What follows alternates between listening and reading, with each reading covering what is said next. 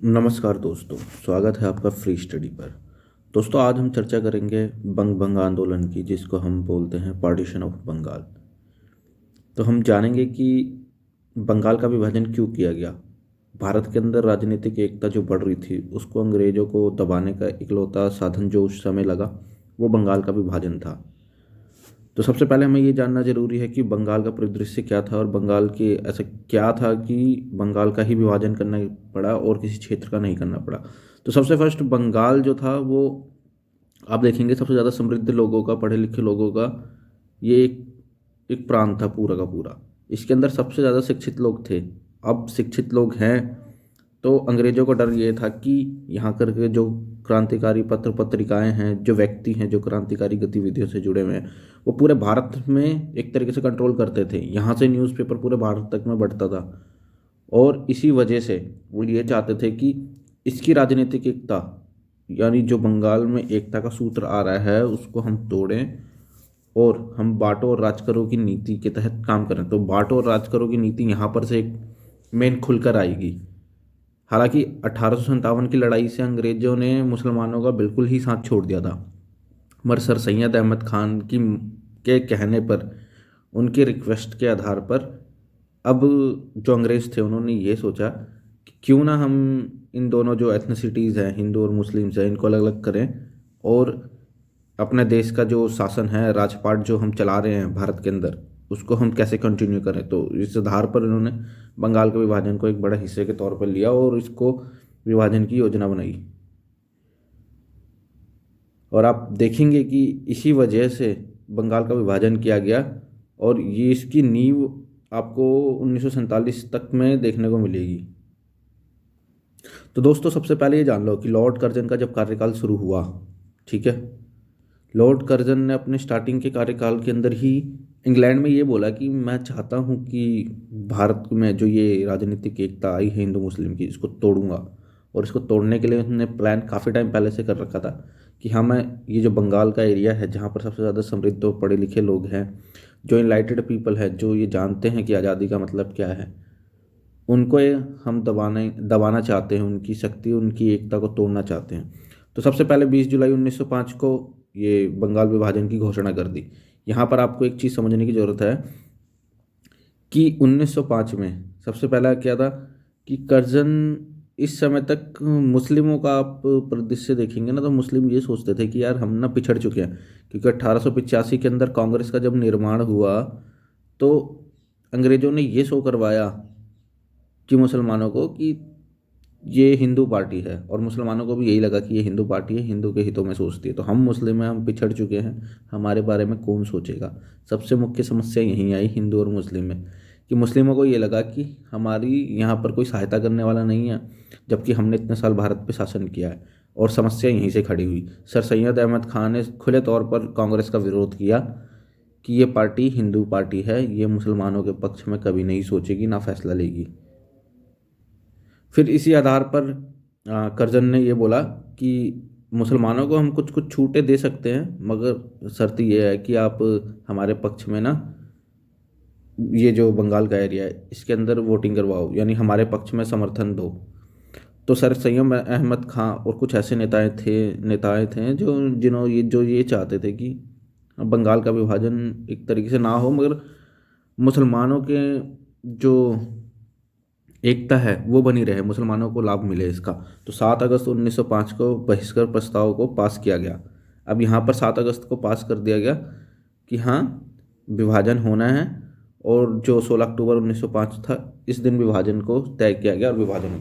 अब यहाँ पर क्या था, बंगाल के अंदर जगह जगह पर सभाएं हो रही थी, विरोध प्रदर्शन हो रहे थे कि बंगाल का विभाजन नहीं चाहिए। तो कुछ लोग ऐसे थे जो तो चाहते थे कि बंगाल का विभाजन हो जाए, क्योंकि वो राजनीतिक एकता चाहते थे। मगर जितने भी भारतीय क्रांतिकारी थे वो ये नहीं चाहते थे कि ये हिस्सा टूटे, क्योंकि अंग्रेजों की इससे पावर बढ़ती। और कई तो ये जानते ही थे कि इनकी मंशा क्या है, ये क्यों इस आधार पर करते। जैसे कि गर्मपंथी दल के जो इतने भी नेता हैं, उन सबको पता था कि ये क्यों ऐसा कर रहे हैं। अब यहाँ पर गर्मपंथी और नरमपंथी का भी एक एंगल खुल के आएगा, उस पर भी हम चर्चा करेंगे। तो सबसे पहले 16 अक्टूबर की एक मुख्य घटना जान लेते हैं कि 16 अक्टूबर को जब बंगाल का विभाजन हुआ, तो जितने भी वहाँ पर के ऐसे लोग थे जो चाहते थे कि ये चीज़ बंगाल का विभाजन ना हो, यानी बंग भंग ना हो, उन्होंने क्या किया, सुबह गंगा का स्नान किया, राखी बांधी एकता के लिए कि हम हिंदू हैं चाहे मुसलमान हैं, हम एक ही हैं, इस आधार पर। और गंगा का स्नान किया और एक तरीके से एक उसमें स्मारक स्थल भी बनवाया गया बंगाल विभाजन के तौर पर। तो दोस्तों, अंग्रेज की ये नीति कैसे काम करी इसके बारे में ज़रा यहाँ पर इस मैप में, स्लाइड में हम देखते हैं। ठीक, तो देखो ये बंगाल का एरिया है पूरा, मान के चलो। तो यहाँ पर अभी जो बंगाल है ये असम और ईस्टर्न बंगाल एक साथ कर दिया। ठीक है, ये बंगाल का एरिया अभी जो भारत के पास है वो है, और ये हिस्सा पूरा बांग्लादेश है, ये असम का हिस्सा हमारे पास आज भी है। ठीक है, तो अब देखो पूर्वी बंगाल जो एरिया है ये वाला, इसकी जनसंख्या थी 3 करोड़ 10 लाख, और इसमें मुसलमान थे 1 करोड़ 80 लाख, और हिंदू थे 1 करोड़ 20 लाख।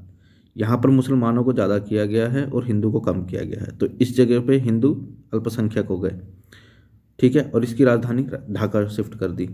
अब पश्चिम बंगाल के एरिया की बात करते हैं। ठीक है,